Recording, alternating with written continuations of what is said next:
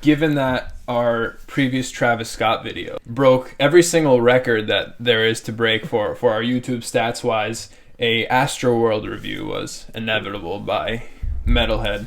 And I'm going to throw in my 2 cents for this one too. A lot of people wonder why your name is Metalhead. You want to kind of explain that? So basically, hey Sammy, Sammy, come here. Take two. Besides the fact of growing up with that music, I don't really like the excessive feel of I'm this billionaire rapper. I fuck bitches every Saturday. I got $10,000 in my back pocket. I just got out of jail. Don't get me wrong. Once in a while, it's cool. It's hype. I'm like, hell yeah, this is great. But like every song, it's not in any standards bad. You like your fair share of rap. Who's your go-to for rap? It's Eminem, mostly because I like lyrical rap. I also grew up with him in the 2000s. So let me set the stage for you. Late summer 2018, right? This was at the peak of my I think that I'm a rapper even though I haven't rapped ever in my life phase. It looked a little something like this. You can see the fit was pretty fresh though. It's pretty fresh. The Chicago ones, authentic, the Dolce & Gabbana belt, the custom hoodie, and the custom jacket too. It says Darius King on there. The jacket's not bad actually. So I was a diehard Travis Scott fan. I was about to graduate from high school, so I was hyped for this album. So regardless of if he came out with an album filled with auto-tune fart noises, I was gonna love it. I had the highest expectations, and he really did not let me down. This to me is one of my favorite albums ever. So I'm interested to see what you think of it, and I'm interested to see, now that I've kind of explored other genres with you on this channel, what I still think of it. Okay. So without further ado, we'll get into the first track, Stargazing. So this song was thoroughly previewed when it first came out. We only ever heard the beginning half, and I think it's one of those rare songs that actually sounds better than the leaked version. It's like you always get the leaked version and you get hyped for the album, and then it comes out and it's like half as good as you thought it was going to be. This one really met my expectations. I think the biggest surprise of the whole thing that no one was expecting was the second half, and I love how, unlike another certain song on this album, the beat switch actually really made sense. They took it down a little bit, then they totally stopped everything, and then they went into the next one. Then he started actually rapping, which he doesn't do often. Most of it is just the auto-tune singing, getting you ready to what to expect for the rest of the album, talking about his current state. Phenomenal opening track. This is a solid 9.5 for me. I would have to agree totally. As a starter, definitely gets you hyped for the rest of the album. It's really making me want to continue listening to the rest of the song. I mean, the beat and the atmosphere is great. I think the transition, like another song we'll get to, I think this transition was perfect. It keeps the mood going throughout the whole thing. I'd have to give it 8 out of 10. Wow. Yeah. All right.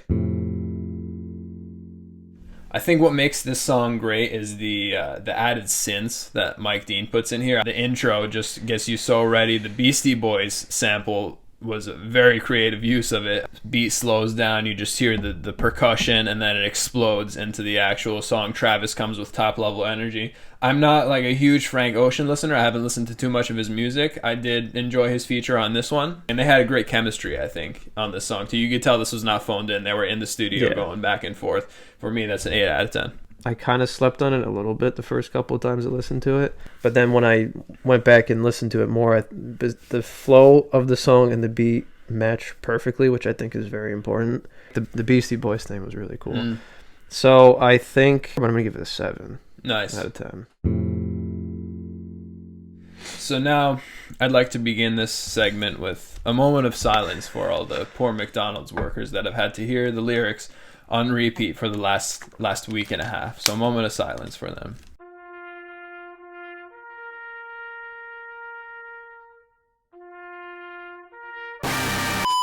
Now, look, this is a good song, but if you're a real Travis Scott fan, you know this is not the best he has to offer. So it has to make you cringe every time you see this at the top of his Spotify and his Apple Music and how everyone just sings it. I feel like if you have Drake as a feature, regardless of what the song is, it automatically becomes the top song on that album. You see all these kind of no names that you hear about for a second because they had a song with Drake, then that you think they're going to become big, and then they become a one-hit wonder because it was just that one Drake song. Travis is obviously not that case. Huge fan of the first beat where Drake comes in, sun is down, freezing cold, the horns is like this epic intro. Then the beat counts down, you hear the ticking, and then it explodes into the main part, Young the Flamey in sicko mode, and then it just stops.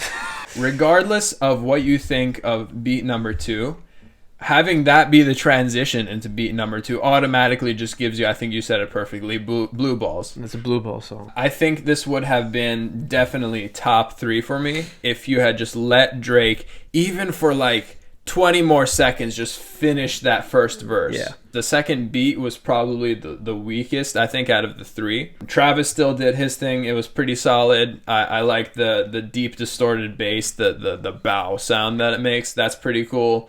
Swae Lee was in this for like 0.3 seconds. Yeah. So I don't know why that was necessary, but it doesn't necessarily take away from the song.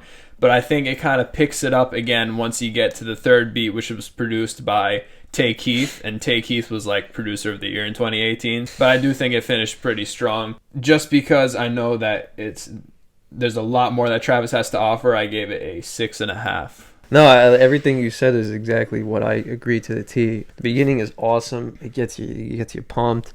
Drake's like the hype man. He's like, oh, here comes Travis Scott, get ready. And everyone's like, holy shit, this is great.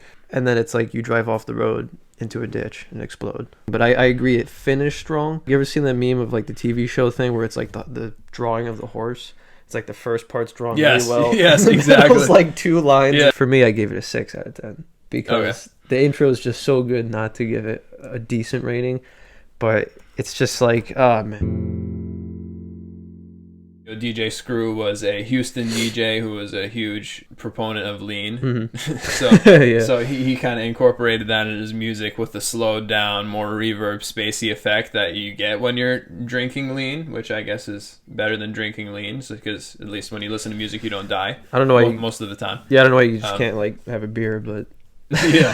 This is another one of my own personal favorites, though. I think the song gives off a more laid back feel, but it also could be a hype song depending on what mood you're in. Mike Dean does his thing as always. Thinking about the raw beat that he got, it was still pretty solid, but I think his synths took it to a whole nother level. The song features Swae Lee, but I think Travis kind of stole the show on this one. And that whole part where he had the vocal effect where it was that repeat and he rapped over that, I think that added such a crazy, trippy layer to it. That's why it makes it one of my personal favorites. It's an 8.5. It wasn't really my style. I also didn't know too much of the backstory till you told me. I thought the atmosphere was fantastic. Very spacey, like laid back feel. I think if you're a fan who knew more about Screw and what he did, you would have more of an appreciation for it. I didn't know too much about that or his history, but because of that, I gave it a 6.5. You were asking me what I think your favorite would have been before we started this. This is what my guess would have been, but you said it's not. It's not. Because I know you're a big fan of lyricism and meaning. Yeah. He really takes on egotism and kind of gives that message that I think even I sometimes struggle with, of trying to control things you can't really control. Yeah. You just need to let go of things you can't control and control what you can control. Tough. Messaging wise, I think this is the strongest out of the album, and just mainly for the messaging, it's an 8 out of 10 for me. So it was definitely cool to see him doing a song like this, which I agree totally with the meaning. It's good to take a step back and realize that as much as you want to, especially with the state of the world now, but you just can't. It was great musical feel throughout. I didn't know Stevie Wonder was on that. Yeah, but he plays the harmonica. It was definitely, it definitely fit well. My favorite part of the song is probably the outro. Oh yeah, I thought the outro was fantastic. Yeah. So I gave it a 7. This, I think, first listen was my favorite out of the whole album when I first listened to it. The beat is one of my favorites on this whole album. I love how it starts off with just the plain vocals from Juice WRLD, then it gets you slowly built into it with the deep bass and the O's, which send you into space. And then my favorite part of the whole thing is when he just spits rapid fire at you. The outro gave it a nice feel at the end. The Fuck the Club Up by Sheck West. This is like an overall total club hype song that actually really works for what it's supposed to do. Yeah. So for me, this is another 9.5. What made you not give it a 10? So this is how I feel about 10s. I feel that A 10 doesn't necessarily mean that it's a perfect work of music, because I don't believe there is such a thing as a perfect work of music, just like there's not a right or wrong opinion. A 10 is reserved for pinnacle artists, like Travis Scott, in my opinion, would be one of those. And then when we're talking about 10s, we're talking about top 3 songs from those artists. This is very close to a top 3, that's why I gave it a 9.5, but I think a song like Nightcrawler from Rodeo would qualify as a 10 for me. Like also, because if you just give out 10s, like if we did another Rush album and you just give out 10s nonstop, you're like, okay, this guy's just a biased Rush fan, he's going to give a 10 to everything. This is an authentic review. Definitely a perfect hype song. I mean, if you're just walking into the club and this starts playing, it gets you psyched. So I thought this was perfect. I like the name No Bystanders. I think it kind of stands for, like, if you're not in my squad, like, get the fuck out. It's kind of like that. So No Bystanders is more of, at his concerts, I don't know if you've ever seen his concerts, but they're like rock concerts. The atmosphere there is electric. So No Bystanders is kind of like the people that are just standing around at his concert. You want to be in there getting hyped. If you're just a bystander sitting around, he'll kick you out. Good. Yeah, when he starts spitting without the auto-tune, I thought that was great because it shows he can do it. I'm not a huge fan of Juice WRLD, but I think he added a good filler into it. So I'd probably have to give it an 8. 8? Pretty good. Yeah. First listen, this was not one of my favorites, and listen number 85 now, it was still not one of my favorites. However, I do really enjoy, there's a live version that he played at ACL. I thought was fantastic. That whole ACL concert was phenomenal. Stargazing and Skeletons were my 2 favorites, where it's just Mike Dean playing the synths and it's just Travis. They don't have any instrumental in the background and it's just them. And he dedicated that performance to Mac Miller and XXXTentacion because they both just died. The studio version, not a huge fan of. Not much in terms of the lyrics, just because it's not like packed full of lyrics. Most of it is just the repetitive chorus, which I guess is fine. It's kind of like a celebratory track. This is more of like one of the slower rides. You know, the Patrick Glove World ride, where it's just like that would be this ride for this album. Probably just like a 6 out of 10. Not a huge. Oh, really? Yeah. Yeah, I gave it a little worse From what I've listened to before getting to Skeleton, I thought this was kind of a step down. I thought the beat was decent, but I thought like you said, the lyrics didn't really match. I don't think the lyrics matched the flow well enough. The song to me kind of felt like filler. When you have 17 songs, there's probably going to be a few fillers there. Mm-hmm. I gave it a 5.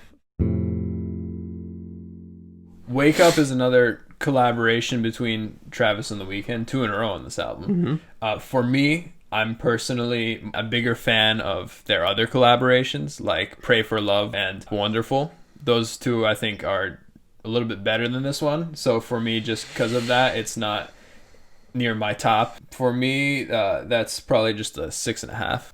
Yeah. This is actually don't tell me this is your favorite. This is my favorite one. Oh my god. Love the album. This is my favorite song. Wow. This is probably the last thing I would have guessed to be your favorite. Yeah, this was my favorite. I think The Weeknd's great, so I loved his feature. Yeah, I think he was good too. I thought the intro of the guitar definitely helped. I really like the guitar intro. I think the beat works well. When the beat kicks in with the guitar still going, I think they mix that perfectly. I love the lyrics too. I thought they were funny as fuck. The ending atmosphere was my favorite part. Oh, the outro is fantastic too. I forgot to mention that the outro. That's actually a contributing factor to why I lowballed it, because it gets you ready. It's like you're going into something. Oh, cool. It's picking up now, and then it just stops. This was my favorite one. I just like the feel of it. That's actually funny as hell. I actually gave it a 9 out of 10. Wow. That's funny as hell. 5% Tint, I think, is one of the more slept on tracks on this whole album. I love the Goody Mob sample with the piano, and I think the sound effects in the Goody Mob sample work really well with the hi-hat. The hi-hat in trap songs are kind of just like obligatory. They're like, they have to be there because it's a trap song, so you gotta have the in there the whole time. But this time I think the producer actually really made it work well with the sample. They kind of turned the pitch of it up a little bit, which I think made it sound less of a hi-hat. This sounds like if they asked Travis to do the soundtrack for Luigi's Mansion, I think. Yeah, like this is exactly what it would sound like. For me, that's a 8 out of 10. I thought the beat was great. I thought the flow was perfect. Lyrics were a little weird, but it wasn't like I didn't hate it, but I also didn't give it like my best rating for it. I get the point he was going for, and I think it worked well with what he did. I wasn't really into it. So the reason that this is another one of my favorites is because I'm just a huge sucker for the bell beats. I love the big bell sound. Also, I love the vocal effects they put on Travis for this one. I think it gave it a whole nother spacey atmosphere to it. And you want to talk about funny lyrics. This is probably the champion of that, specifically the eating that punane got my bangs wet. That's a good one. And also the baby face line by 21 Savage. This is another club banger. This is another one of my personal favorites. For me, this is another 8.5. I would have to agree 100%, Darius. That was the most spectacular song I've ever heard in my life. 21 Savage is one of my favorite rappers and he fucking slayed that shit. He is my favorite rapper. The thumping bass reminds me of when I'm humping your girl so hard her head is about to smash through the drywall. This song makes me want to have an orgy at a convent, and then travel back in time to attend a G.G. Allen concert. Numbers do not begin to describe how orgasmic this song makes me feel. I'm feeling a strong infinity to light infinity plus on this track. This one is another one of the guesses that I thought would be your favorite because of the bass on it. And it also features John Mayer playing the guitar. It just gives a really cool, relaxed vibe to it. This is one that I would peg for more of a radio hit. And this is definitely one of my personal favorites on it. That's a 9 for me. You were almost correct. It's my second favorite. Okay. Stargazing's third. This song has such a good feel to it. It's like the song you would put on if you're driving late at night, like midnight, by yourself. I love that description. You would put this song That's on. perfect. Yeah. The bass, that in my notes I put all caps bass. Yep. The flow of the lyrics, perfect. The little like high pitched stuff in the background was great. I enjoyed it. So I gave it 8.5. Nice. As soon as this album came out and I saw the track list, when I went down to Yosemite and I saw that it features Gunna and Nav, I said, oh shit, they're going to ruin this album. However, I was pleasantly surprised that it was not as terrible as I thought it was going to be. I'm not necessarily a big fan of Gunna, definitely not a fan of Nav, although Beebs in the Trap was pretty good, I'll give him that. The beat was great, I love the guitar in there, the producer did a great job on that. I love Travis's parts. Gunna is like kind of if you one day woke up and decided that, you know what, I want to be Young Thug today. And not just for today, but for the rest of my career. And the Nav feature at the end, it was like, why? Why is he there? I read that his voice was really low. His voice was like, it's like, is that Nav? What is that? It just sounded like a mouse rapping into the microphone. And then they went back and fixed it now, of course, because they have streaming. Not one of my favorites, but also was pleasantly surprised. This is another 6 for me. I didn't know who Gunna and Nav were before going into this, but now I know I don't like them. The thing that pulled the rating up, June James on the guitar, awesome. I thought it was great. I agree. I thought it was a perfect sound for it. The song as a whole was great. It's just those two. So I gave it a 5. 5. Another one of my personal favorites. Yeah, I know this is a very controversial one here between the two of us, but this is another one of my personal favorites. I love the introduction of Don Toliver, who many say is an industry plant because no one had ever heard of him before this song. But I think Travis kind of gave him this song to kind of showcase his talents, which I really think he's a great singer. I am a fan of Don Toliver. I did enjoy his mixtape that came out, Heaven or Hell. I love the distorted echo that Travis uses right at the end of his first verse. I love the flow of the words too. The you can say if I love that. I think it was a great debut for Don Toliver. That's another one of my personal favorites. It's a 9 out of 10. Wow. Shit. Yeah. I wasn't a huge fan of Don Toliver. I recognize his singing capability. Coming off listening to Travis with his lower sounding voice to like the high pitched like squeaky singing, I was like, I don't really like that. But I agree, the flow was great. The chorus was great. The only other thing that kind of brought it down was, like I said in the beginning of the video, the typical rapper thing, like, I'm doing drugs and alcohol. Like, all right, I get it. That's the point of the music. But just for my personal opinion, which seem people forget is what that is sometimes, I don't 100% enjoy that. But so I gave it a 5. Oof. Out of 10. Wow. Who what? I understand the flack that the fans give this song. a lot, and I'm sure this is one of the lower ones on your list. Am I correct? Yeah. This is one of the lower ones. I personally enjoyed it because a lot of people say that this sounds like a leftover from Quavo and Travis Scott's Huncho Jack collaboration, which was very controversial. I happen to love that mixtape, but I do see where that comes from because he even uses the same flow as he does on Eye to Eye, and it also features Quavo and Takeoff, just like Eye to Eye does. So I can see where that comes from, but this is like an empty calorie, just like kind of guilty pleasure song for me. I personally like it, but I also recognize that it's definitely not near the top tier of this album, so I gave it a 7 out of 10. I thought it was kind of like a filler song. I was kind of like, I was like, whatever. The flow and the beat, I thought, matched pretty well. My favorite line is, slap that ass and she throw it back in self-defense. That was probably my favorite line. Yeah. But yeah, it's not something that I would be like, I'm thinking about listening to Astroworld. Let's put Who What on. Yeah. So I gave it a 5. I have no idea why this was on the album. This song came out in early 2017. This album came out in the second half of 2018. So it's like usually when you release a promotional single, it comes out like maybe 3, 4, maybe 5 months before. Yeah, not a year. Not over a year. By itself, just looking at it, it's a great song. It would be in the top half of my favorites of this album if it came out like maybe instead of like the year before. The xylophone sound gives it a really upbeat and spacey feel, and the vocals actually sound much better on this remastered version than they did on the SoundCloud version. Overall, looking at it objectively, is an 8 out of 10. Yeah, I didn't know the full backstory behind it. Just listening to it as an outsider, I thought it was a great intro. The intro was awesome. I thought the atmosphere was great. The flow matched with the beat, which I think for me personally is important. I didn't know that it was that old being put on the album. Yep. But just as a song by itself, not knowing what it's about, I gave it a 7. Houstonfornication, which the resident Red Hot Chili Pepper stan here definitely recognized originally.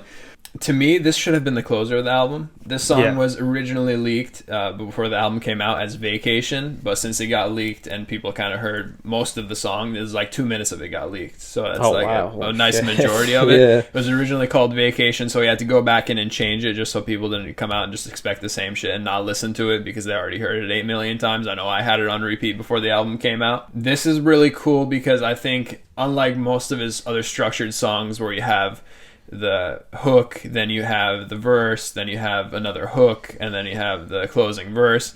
This is like you have the hook in there, but it's mostly just like a stream of consciousness from Travis. This, in my opinion, should have been the closer. This is an 8.5 for me. Yeah, I agree. It should have been the closer. I think with the intro, with the amusement park sounds, would have been perfect.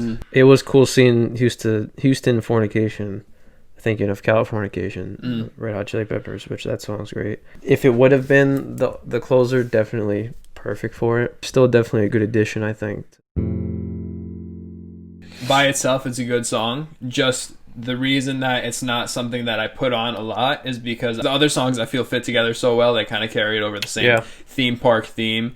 This song, like if I were to relate it to a theme park experience, is more of like leaving the park, which I guess is good because it's the album outro. Oh, yeah, that's a good point. So it's kind of like saying goodbye for the day. But I love the change up to it. This is, once again, not a bad song at all. For me, this is a 7. All right, so cool. What did you like about it? You really like this one. Why did you like this one? I do still agree that I think Houstonfornication should have been the closer. Closer. But I like your point of like leaving the park feel, which is what this kind of has. The main reason I liked it was it felt like an old school rap song, like Eminem stuff. Yeah. So yeah, you got this cool, consistent beat in the background while you throw down lyrics. I gave it 7.5. So overall thoughts: being in high school where everyone's listening to stuff like this album really holds a lot of personal, sentimental value. But looking at it more objectively and alone by itself, it still really holds up, even though I'm not really in that kind of era anymore. There's a lot of debate between Rodeo and Astroworld. I personally like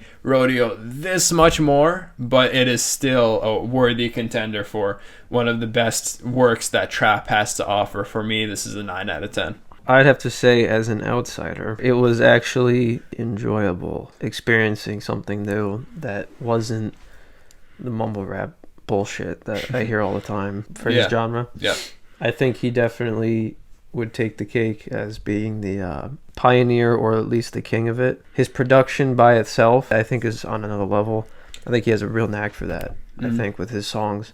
And I really enjoyed, which I like reading that he said, the less auto-tune, the more rapping, because I like lyrical rap. Yeah. Let me ask you this.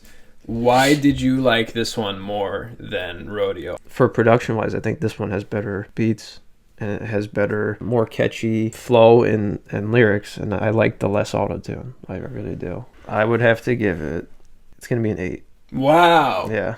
Wow, an 8. It was going to be, it's between 8 and 7.5. That's like it's like a strong 7.5 to a light 8. Yes.